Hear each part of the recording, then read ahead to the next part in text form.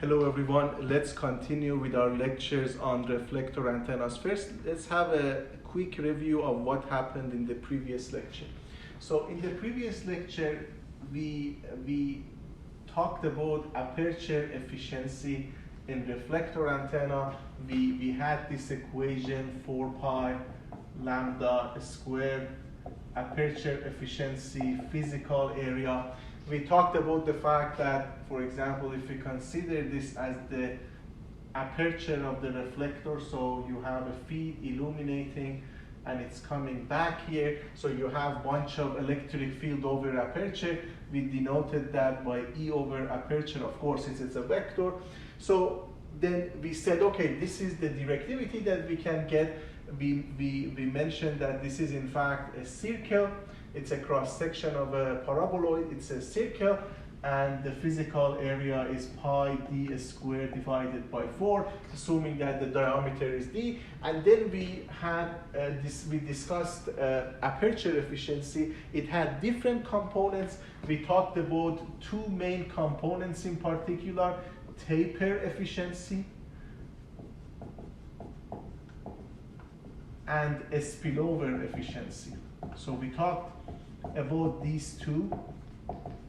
And to just remind you about taper efficiency, when you write the electric field over aperture, you know that when the feed is illuminating the reflector, you have a spherical spreading. So therefore, this electric field over aperture had a 1 divided by r component for the spherical spreading due to feed illuminating the reflector, and that can be theoretically compensated with the feed pattern, of course, because this is for isotropic source and then you have a feed pattern. So this is my taper. A taper efficiency is coming from this point of view, and we've seen taper efficiency before. For example, in an open-ended waveguide antenna, if you look at the electric field over the aperture, you see that you have definitely taper here. So this is this affects the aperture efficiency because, for example, in this case, you are essentially not using this part of your aperture effectively. So, but that was a taper efficiency. The other thing that's important is a spillover efficiency, because in a spillover efficiency, it essentially says you need to be careful that if you, for example, have a feed that illuminates this part, this power would be wasted because it's not going to be captured by the reflector. So if you illuminate something here, you're gonna have problem, and you have the spillover efficiency would be bad. So that's something that you need to take into account, both of them. And the reason that we say you need to take into account both of them is that they have essentially opposite effects. So for example, if you want to have a better taper efficiency, you need to illuminate the edge or the rim more. If you want to have better spillover efficiency, you need to illuminate edge or rim less. So you see they are working against each other. So that's and you can see taper efficiency from here, that for the isotropic source is 1 divided by r. So this is the r from here to here is f, but then the r from here to here is a different number. And in fact, this r is greater than this, so when you reflect back, because this r at the rim is greater than the f, 1 divided by r would be smaller. So in terms of magnitude, whatever magnitude you have at the reflection here, you're going to have less magnitude here. So to compensate for the less magnitude due to 1 divided by r, you need to illuminate the edge more so that you compensate for this. So you see, you want to illuminate the edge or the rim more to increase your taper efficiency. But if you do that, then you are illuminating more this part. So imagine you have a pattern like this. To illuminate these edges more, then as soon as you have a pattern like this, what about here? Because the pattern cannot go all of a sudden to 0 at this point, so you're going to have a spillover here. So these two working against each other, and we need to arrive at a trade-off between these two. And that was noted in the previous lecture. And in the previous lecture, we said a good trade-off that we're going to be considering in this course is that if I have a feed and I have illumination of 0 dB here, at the apex, the illumination at the rim would be minus 11 dB. So 11 dB less. If I want to go in a dimensionless quantity, for example, I can say illumination 1, and here the electric field should be 0.28. So if you take 20 log of this, you get minus 11 dB, 20 log of 0.28. That should be about minus 11 dB. So this is a trade-off that, as you see, and the trade-off essentially says at the rim you illuminate less. So based on this, we need to study what kind of feed can provide this for us. So this is something that we need to consider. And I'm gonna start this lecture by assuming a mathematical model for the feed and then investigating these things. But this is something that we're gonna use from previous lecture in this lecture. So when you look at this, what we have here is that we want edge illumination to be minus 11 dB, and this is, we write it by edge illumination minus 11 dB or 0.28 based on dimensionless. So that's edge illumination. So this is something that you need to keep in mind, and to work with that, we need to have a mathematical model for the feed. So for example, one of the common feed for reflector antenna is a conical horn antenna. So you see you have a circular waveguide here, and this particular horn antenna is called choke horn antenna. And right now, if we want to use, for example, this type of the feed, we need to have a mathematical model for them so that we can investigate this stuff in more detail. So I'm just showing you one example of that. So this is the feeding point of the feed, and then essentially it illuminates the reflector from this aperture. So now let's continue with the mathematical model. So the mathematical model that we're gonna consider is a common mathematical model. For example, we can say the E-plane pattern of the feed is gonna be based on cosine theta. So it's gonna be a cosine theta. Of course, when theta is 0, so this is my theta 0, it's maximal. And if theta increases, it would be less and less. But to make it general, I'm gonna have a power for that, like a Q subscript E, to say it could be, for example, cos square, cos cube, and so on. So the larger this exponential Q, it's more focused toward apex. And you can understand that by noting cos theta is between 0 and 1. So to the higher power means the final thing would be smaller. And now I also gonna have an H-plane, of course. And my H-plane would be cos QH theta. So essentially a similar thing, but potentially QE and QH can be different. The other thing that we learned in this course is the importance of balanced feed. And for balanced feed, so let me write it here to emphasize it. For the balanced feed, we need to have the same E and H plane. So then, therefore, QE needs to be equal to QH for this structure. So that's what we focus here. And therefore, we're gonna consider just a pattern for our feed in the form of F, theta, and phi. This is the general form. And we're gonna equate it to cos Q theta without worrying about QE and QH.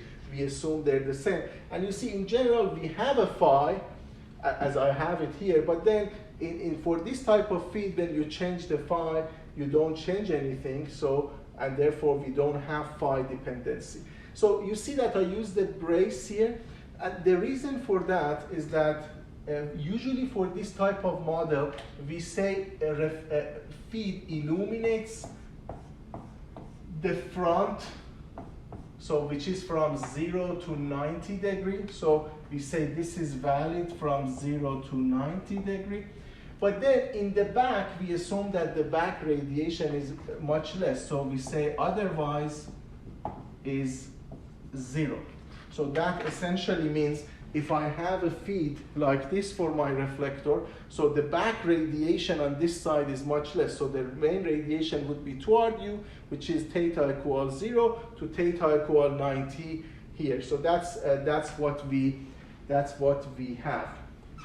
So that would be the model of the feed that we can have. Now, so this directly brings me to the one aspect of the design, which is essentially having a feed such that this Q creates this edge illumination of minus 11 dB for me, because if you play with Q, you can adjust the edge illumination to be minus 11 dB or 0.28. So you see the connection here.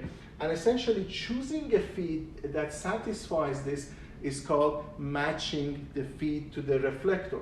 And this concept of matching the feed to the reflector is similar to the concept of impedance match that we learned earlier in the course. And to remind you about this, let me start with a simple example. Remember when we had one wavelength dipole antenna? It wasn't very useful for us. The reason it wasn't useful wasn't because of the current distribution. Because if you remember current distribution, we had two in-phase currents. So they were helping each other in radiation. You see, this was the current distribution. The problem was when you feed this antenna, because the input impedance is very high at this point, because current is small, you get lots of reflection. So this part of the power was problem for us. This was the reflection. So we were saying this is not impedance match, so you cannot deliver the power. And this is the same concept when it comes to matching the feed to the reflector, because if you choose the parameter Q in a bad way, so that so much of power escapes, for example, from here, so this power that's escaping is not radiating, it would be very similar to this concept which we were talking about, that based on impedance mismatch. But then matching the feed to the reflector is essentially avoiding this type of power that's not going to be radiated by the reflector. So that's the reason this is called matching the feed to the reflector. Okay, at this point, before getting to some design aspect, it's good to work with this feed pattern within an example to get used to this mathematical model for the feed pattern. So what we're gonna do is that we're gonna assume that we have this mathematical model, and then I'm gonna have my reflector again. I'm gonna have my axis again. So this is my feed, and I'm assuming this. And then I'm asking myself, let's calculate a spillover efficiency for the reflector antenna. So if I want to do that, I need to, of course, find the ratio of the power intercepted by the reflector to the total radiated power. Just before going through this, let me again emphasize something we mentioned in the previous lectures, that this is essentially the coordinate for the feed. So that's why the reference book used for this lecture, they have a subscript F for Z and X. So, but then because we are for now just focused on this, then I just remove this for simplicity. But if you consider this to be Z for the feed, then of course this theta here would be theta for the feed coordinate, so theta F. So you can also start adding subscript F here. But since we are focused just for the feed, I'm just gonna keep it for just theta and Z. So I'm gonna remove this for simplicity. Okay, so now if I have that, so I'm gonna say a spillover efficiency that I want to calculate would be equal to, it's gonna be a ratio. Now, if the numerator is the power intercepted by the reflector. So this is the field pattern of the field. Now we are talking about power, so we need to square this to get to essentially power. So I'm gonna have cos 2q theta. So I'm gonna have that. So this is to the power of 2, that 2 is for that. And then I need to integrate over the element of solid angle. Remember, element of solid angle was sine theta d theta d phi. So I'm just gonna integrate over that, sine theta d theta d phi. And then I'm gonna have the same thing in the denominator, but before doing that, let's set the limit of the integration. So the power intercepted by the reflector, of course, I can go from 0 to 2 pi, so this is essentially, this is my phi rotation, so it could be covering the whole thing, so this is 0 to 2 pi. But then when it comes to theta, I can only go to theta naught, because this is the extent of the reflector. If I go beyond that, that's essentially the lost power. So this is 0 to theta naught. Now, when you want to find the total power, then you can do the same thing. You square it, and then integrate over the element of solid angle. But then you need to cover the whole space, because that's the power in the whole space. So 0 to 2 pi here, and theta, you know, it's 0 to pi, 0 here to pi. But then you realize that after 90 degree, we are assuming that the pattern is essentially 0. So we're choosing the antenna with much less back radiation. Therefore, you shouldn't integrate from 0 to pi. You should integrate from 0 to 90 to get the total power. So that's why there is a pi divided by 2 here. So that would be essentially what we need to calculate a spillover efficiency based on this feed model. Now, if I perform the integration, you realize that integration over phi is going to be canceling from numerator and denominator. That's just 2 pi. So everything comes to integration over theta. And the integration of this over theta is actually simple. It's going to be minus 1, 2q plus 1 cos 2q plus 1 theta. So let's check that. Take the derivative of this to make sure that it's going to give that to us. So if you take the derivative, it's going to give us 2q plus 1 times this, which is going to give us minus 1.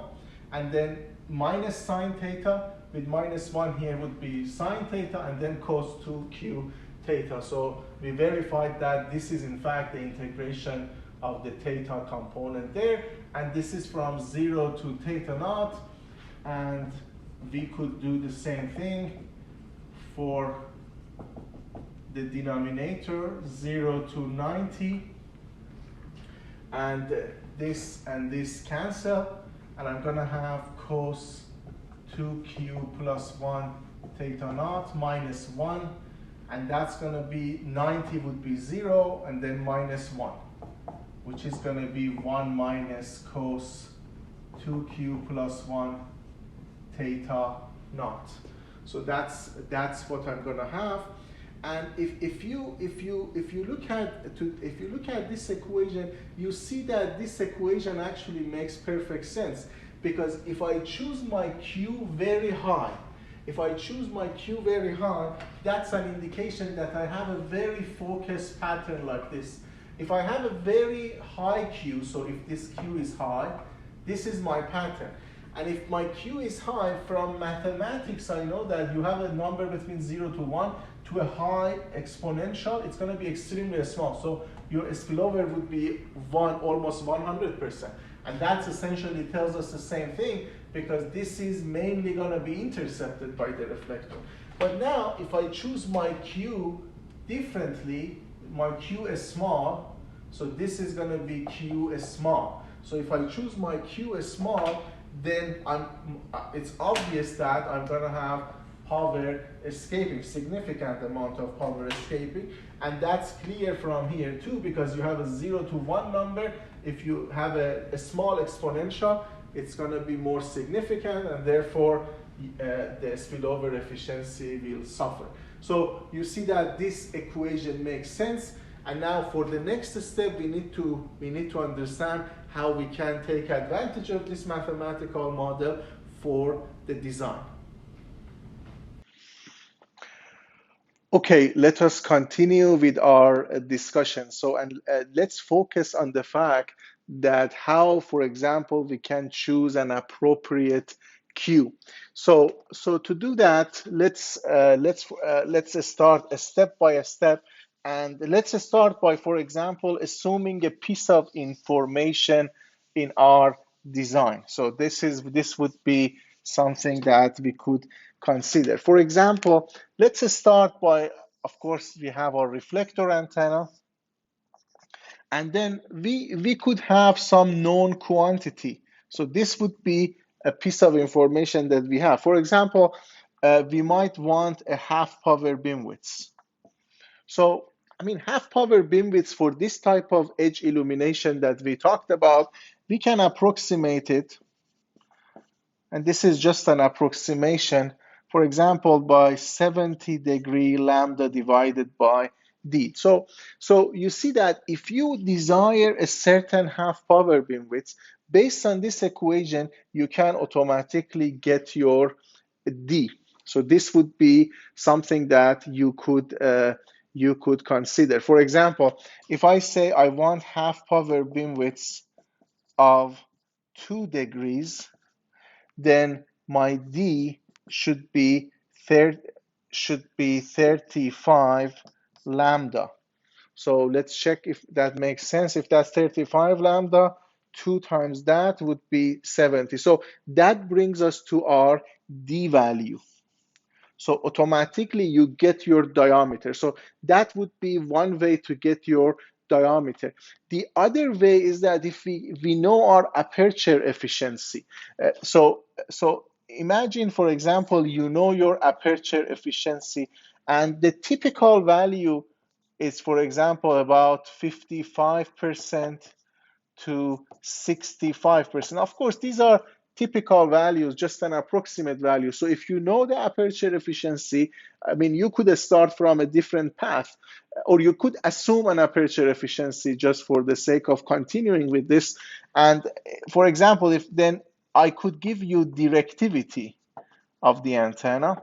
So if I give you directivity, you know that, and when I say directivity, I mean maximum directivity, 4 pi lambda square aperture efficiency, eta AP, and then physical area here. And you know physical area is pi d squared divided by 4. So you see, if you have your directivity as the piece of information, and you have aperture efficiency, for example, let's assume aperture efficiency is 0.6 or 60%, immediately you can find your D. So you see, if you know your half power beam width, perhaps you could go through here. If you know your directivity, you could go through here, and then you know your D. So, and then let's assume that, so we know that with the D parameters, we know the diameter, of course. So we know the diameter, but still we need to know the focal length. Now, F divided by D is typically between 0.3 to 1. So this is the typical range of F divided by D that we have. So if you are free to choose an F divided by D, or if the problem tells you what is the F divided by D, then I mean, you could perhaps either choose, or the problem is going to tell you what F divided by D you have. Remember from our previous discussion that if I go with a higher F divided by D, then the cross polarization level decreases. But then if you for example compare this antenna with this antenna, so of course you see, if this is my feed here, so you know that if I increase F divided by D, I have less curvature. So this one has a bigger F divided by D compared to this one for the same diameter, of course. So you increase F divided by D, you have less curvature. So this is going to help you with the level of cross polarization, and you realize that if F divided by D becomes very large, this becomes flat, and then this is no cross polarization essentially due to reflection. But then if you do that, you see that if I want to go with the minus 11 dB rule here for both of them, for this one, you need to have a more focused feed compared to this one to meet the same minus 11 dB, because the chances of escaping power for the other one is more. For example, these rays are escaping for the second reflector, but for this reflector, they are still being intercepted by this reflector. So, and a more focused feed means a larger feed, because the size of the antenna increases, then the beam become more focused, and the larger feed means heavier, for example. So that has its own disadvantages. So if you want low cross polarization, perhaps you tend to go higher, and then if you could go to a smaller if that's not too important for you. So anyways, that's f divided by d. But if you choose your f divided by d, for example, you set it to 0.5, now you see that you essentially have everything that you need in terms of the geometry of your reflector. You know your d, and if as soon as you set f divided by d to 0.5, then you also know your f. So f is checked, d is also checked. So you know both of them, therefore you completely know your geometry. Now, the next thing that we need to know is that what type of feed that we need to use. And the feed that we're going to put here is going to be, again, that cos q to the power of cos theta to the power of q. And then here we need to determine our q in such a way that this becomes minus 11 dB compared to this, or edge illumination becomes minus 11 dB. So let's check how we can do that.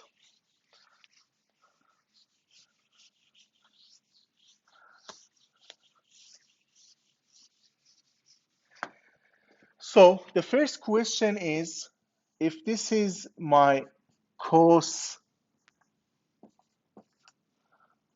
q theta, I want to enforce edge illumination dimensionless is 0.28, of course, but I'm just going to keep it at EI. Now, I want to find an EI equation, edge illumination, based on this pattern. So let's see what would be the illumination at this point. So this distance is F. So you drop by 1 divided by distance, but your distance is F. This is for isotropic. You have a pattern here. So that would be cos q theta. But your theta is essentially along the apex is 0. So you're going to get cos of q0. So when you are considering this feed divided by distance, feed pattern divided by distance, you're going to be proportional to 1 divided by f for the illumination of the apex. Now, if you go for the same thing for the rim, you're gonna be dropping by 1 divided by r naught, because this is r naught, this naught is for the rim, and then of course cos q angle, and this angle we call it theta naught. So that would be what we have. Now we need to of course find the ratio of these two, and that becomes our edge illumination. So edge illumination becomes this, cos q theta naught divided by r naught divided by the value of the illumination at the apex, which is 1 divided by f. Now, I need to write my r naught based on theta naught again. So that's going to be cos q theta naught. We know from equation of the reflector paraboloid that r naught is 2f divided by 1 plus cos theta naught, and then divided by 1 divided by f. And that's going to bring edge illumination to this equation, 1 plus cos theta naught divided by 2 cos q theta naught. So that becomes my edge illumination equation. So I'm going to have 1 plus cos theta naught divided by 2 cos theta naught to the power of q.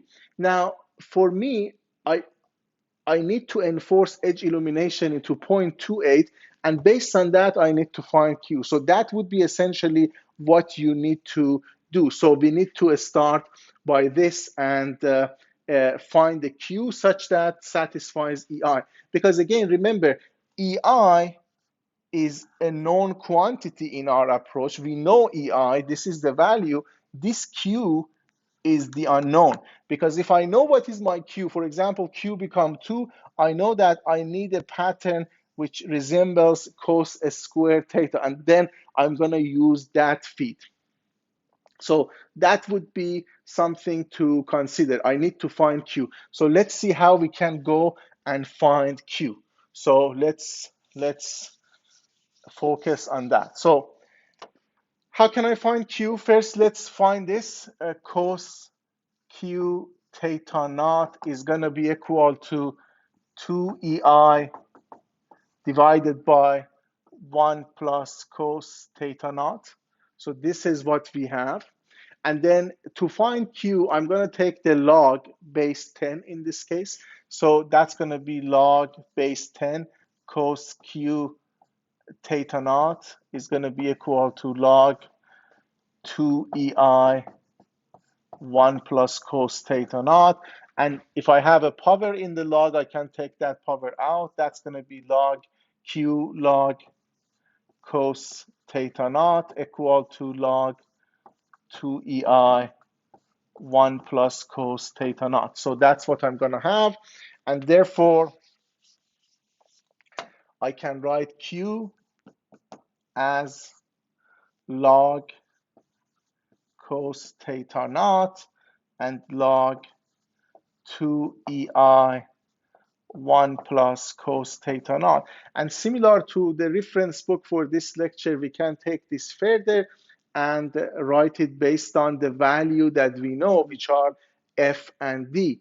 So, but you don't have to do that, because you essentially what you need in this equation is to know your theta naught. And we already know our theta naught from this equation, that tangent theta naught divided by 2 is D divided by 4F. This is something that we had from previous lecture, that tangent theta naught divided by 2 is D divided by 4F. So you know your F. We just said, how can we find it? We know our D, so you know your tangent theta naught divided by 2. You can find theta naught. You can plug it here, and then you can find your Q essentially. So that's what you could do. And so this is one way of doing that, but we can also further simplify it to get to the equation similar to our reference book for this lecture. So to do that, perhaps I can just again write the equation for tangent. So that's D4F. Therefore, theta naught divided by 2 is tangent minus 1 D4F.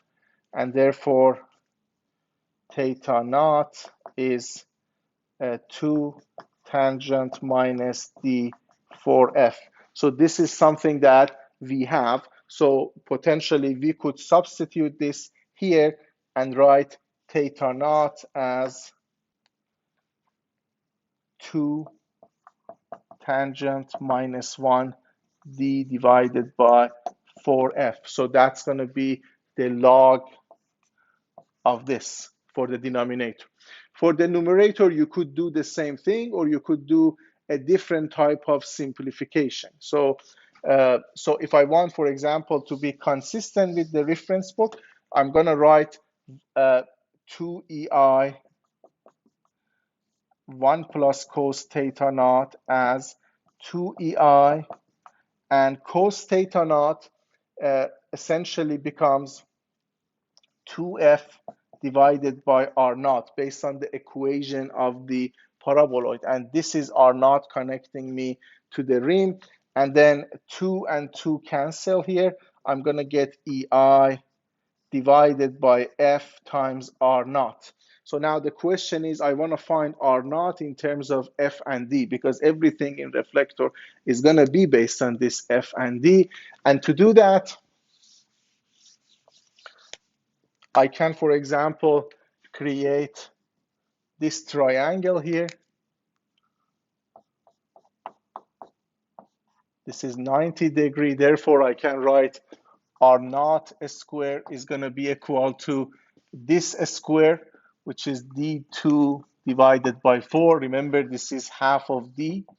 And this is becoming F minus the height of the reflector. From previous lecture, you know, this is H naught. So that's going to be plus F minus H naught to the power of 2. So that's what we have. And from previous lecture, we know that H naught is D squared divided by 16F. So I can just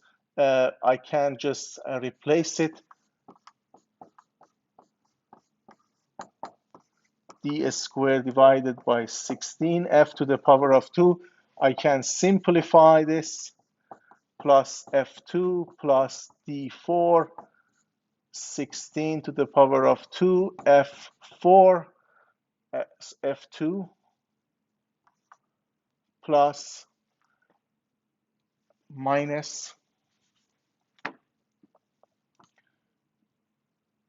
F D squared, then 8F instead of 16F over there. So this is the situation that I have, and I should see if I can simplify this further. This and this becomes D28 plus F2 plus D4, 16 to F2, and that's gonna make it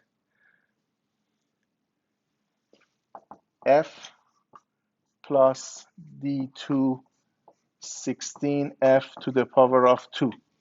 So let's double check that that's correct. That seems to be correct. So this is my R naught square. Therefore, R naught becomes just this. So therefore, I can come back here and say this was EI divided by F. And instead of R naught, I'm just going to write F plus D2, 16F. And that's gonna bring me to, I can simplify it as EI, F and F cancel, 1 plus, then I can write that as 16 FD to the power of 2. And I can substitute it here. So instead of the whole thing, I'm just gonna write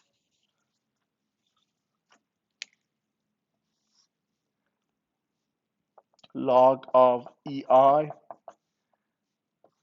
1 plus 16 FD to the power of 2.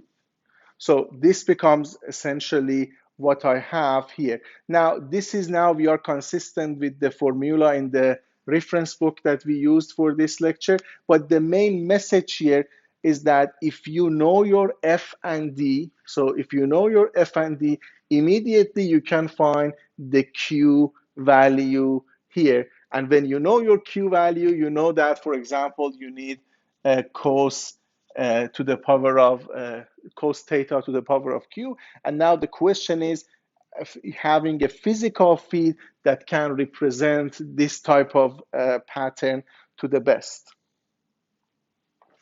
Okay, just before continuing with an example, let me, I actually noticed an error here. So you see here in the numerator, we had this, and that was EI 1 plus, and this 1 plus is not part of this fraction.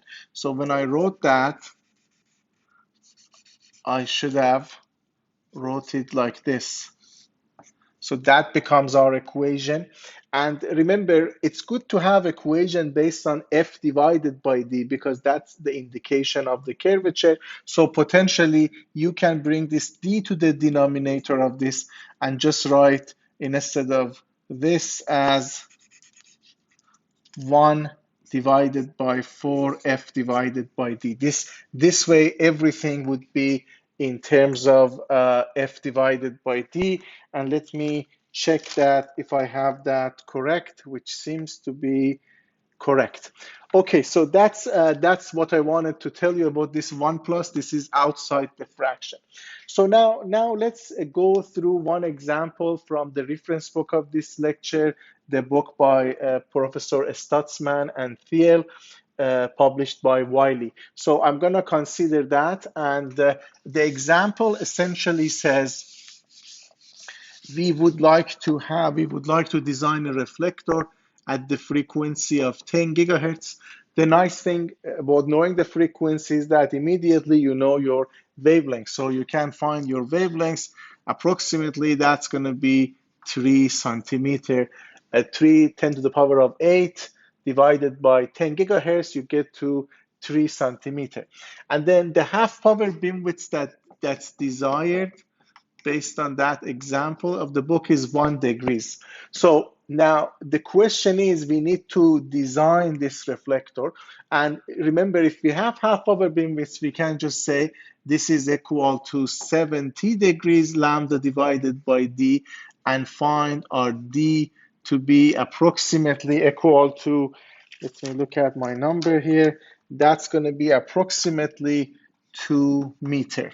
So that's the number that I have, and intentionally I put that to approximately 2 meters is because what I mentioned in the lecture, which is 70 degree, is a slightly different than the one in this reference book, which is approximately 67.61.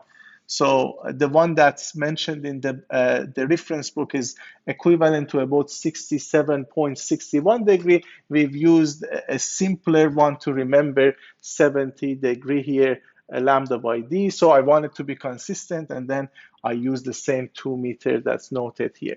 So that's my 2 meter here. Now I need to choose my f divided by d. So if the problem doesn't tell me what is f divided by d, I can just choose. We mentioned that it's from 0.3 to 1 is reasonable, and the greater it is, it's going to be better for cross polarization. So let's choose, for example, be consistent with the book and have f divided by d 0.5. And if I choose f divided by d 0.5, then f becomes half of d, which is 1 meter. So that would be my f, which is 1 meter. Now the question is, I need to choose my Q factor, because I know that this reflector is going to be illuminated with the feed, which is cos theta to the power of Q, and you need to find that Q, and this is the equation that we have right here. So if you look at this equation, that's the advantage of writing this equation based on f divided by d, because now you know f, you know d, so f divided by d we also know is 0.5. So this ratio does matter in this equation, and you know that edge illumination that you want to design for is 0.28. So you know everything, and then you can find Q, and the Q here would be approximately 2. So that would be approximately 2. So you essentially want to have a feed which is about cos s square theta. And again, to emphasize that this theta is with respect to z, this z, which we can be more specific and say z of the feed. So this is my Q equal theta. And one other thing that we did in this lecture, we had an equation for a spillover efficiency. And if I write that equation for a spillover efficiency, this is my spillover efficiency, and that equation was 1 minus cos to the power of 2q plus 1 theta naught. So that was the equation that we had for a spillover efficiency. If you remember, it was in the same lecture. And theta naught is, of course, the angle that connects us to the rim. So I already know my Q. My Q is 2, so this would be 5. So the only thing you need to know is your theta naught. And how do you find your theta naught? We already have equation for that. So we know that tangent of theta naught divided by 2 is d divided by 4f. So this is what we know, or I can just rewrite that as 1 divided by 4fd. And based on that, we can find our theta naught. And if I do that, my theta naught becomes approximately 53.13 degrees. So this angle here, that connects the focal point to the rim is about 53 degrees. So knowing that, you can just bring it here, and then you take the cos of 53 degrees to the power of 5, 1 minus that, that's going to be approximately 0.922, and that would be your spillover efficiency. So it's 92% efficient, which is nice. That means 92% of the power would be intercepted by the reflector. Now, if you look at our reference book for this lecture, there is also equation that you can find taper efficiency, and then you can also have that piece of information as well. So that's an example that we had. We started in this example from half power beam width. If we start with a directivity and you know your aperture efficiency, you can also get to the diameter that you need. Now, if we could essentially ask this in a different way, and we could, for example, say we have a feed which is cos square. Instead of finding this Q could be, for example, given to you. So you know that you have a feed that cos square, and then you find the F divided by D in such a way to make the edge illumination 0.28 or minus 11 dB. So imagine that, for example, you know that you have a feed which is cos squared theta, and this theta is, of course, with respect to this z.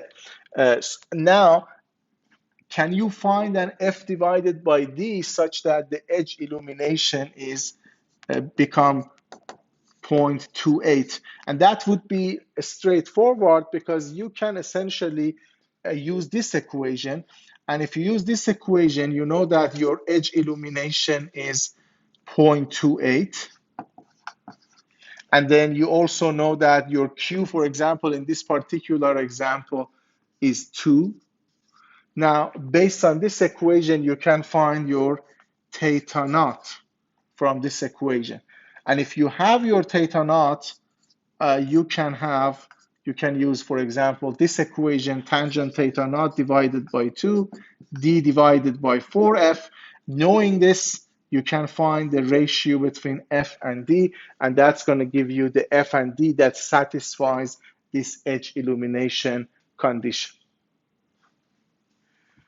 Okay, so we studied reflector antenna, and at the end I want to emphasize this is a single reflector antenna system, because we only have one reflector and we have a feed that illuminates this one reflector. But we could also have systems with two reflectors that I'm just going to briefly discuss them. So essentially, in a two reflector system, the idea is that we could potentially move the feed to a location that has some advantages for us. For example, imagine, some huge reflectors that look at the sky. So if you consider this, and this is, for example, the sky here. So this is toward the sky. And if you have a system like that, and if you place the feed at the focal point, which is here, then access to this feed would be very complicated. For example, this is a support structure like a tower, and this is looking toward the sky. The access to this would be complicated.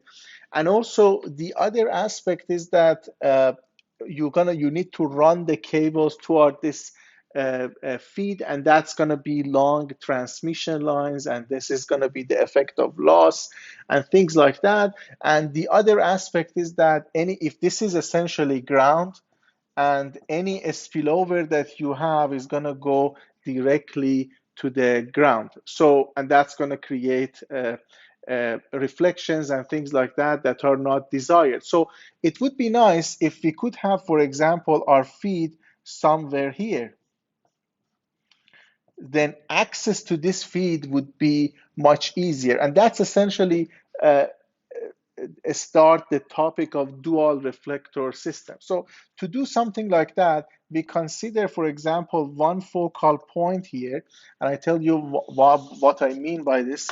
And then I'm going to consider a hyperbolic surface here. So this is a hyperbolic surface. And so, of course, this is one cross section. You need to rotate it to get the three-dimensional structure. So this essentially has two focal points. One focal point, which is here. The other focal point would be here. So I have now two focal points. I'm going to place the feed at this focal point of this hyperbolic surface, and the other focal point would be at the focal point of the reflector antenna. So this is essentially the structure. So you have two focal points for this hyperbolic surface, and this particular focal point would be located at the focal point of paraboloid. And when we think about paraboloid, so we consider one focal point. So if you have a paraboloid, you have essentially one focal point here, and the other focal point, you can think of it at infinity, because these are parallel to each other. These are plane waves and they go to infinity. So you can think of the other one as at infinity. So anyways, but for this, we have these two focal points. And now if we go based on rays, and this is going to illuminate this hyperbolic surface like that, the reflection from this hyperbolic surface, which is a metal, it looks like it's coming from this focal point here. So of course, nothing's going to go in because this is metal, is shielded, but these reflection, they look like they're coming. So I need to go probably with solid line for this, like that. And then another one, for example, goes like this. And its reflection, it looks like it's coming from the other point. So this dashed line is that I'm trying to say it looks like coming from that. And because this particular focal point, so maybe I just say point O, which is the focal point, is coincide with the focal point of the reflector, and it looks like everything is coming from here. So you could essentially have what you expect from your reflector paraboloid, and it's going to have its collimating performance like that. So that's essentially one way to do that. So it's based on these two focal point, and you adjust this two focal point to be able so that these waves that are coming, they look like they're coming from the point O. And this particular structure is called Cassegrain. So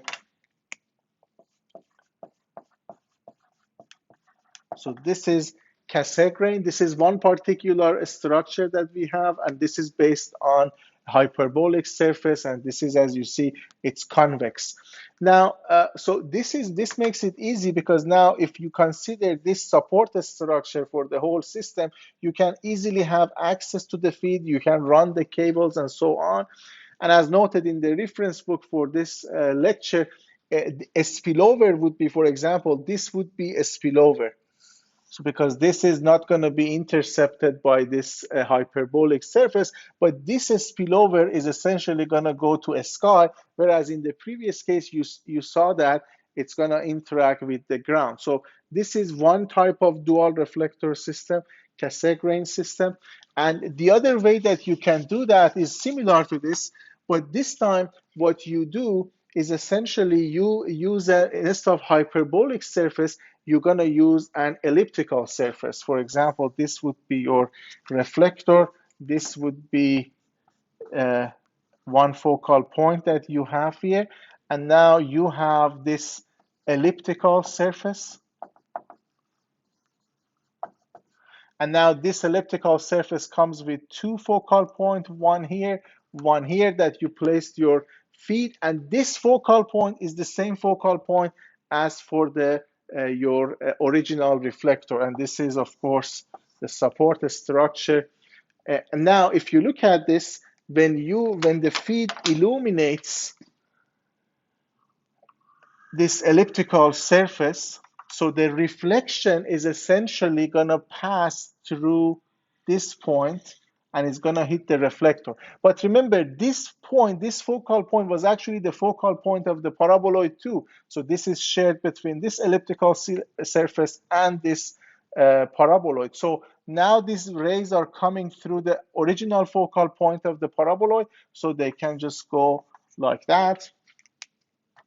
And another example would be, for example, you have this, and then it's coming here, and it's going to travel again because it's coming from the focal point of the paraboloid. And as you see, access to the feed is now much easier in this case, and for some application, this could be advantageous.